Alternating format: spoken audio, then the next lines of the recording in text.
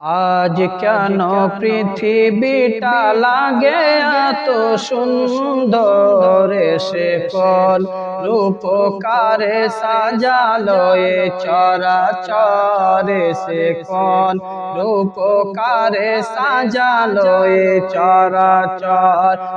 আজ কেন পৃথিবীটা লাগে এত সুন্দর, সে কোন রূপকারে সাজালো এ চরাচরে, সে কোন রূপকারে সাজালো এ চরাচর। জোরে বলুন সুবহানাল্লাহ।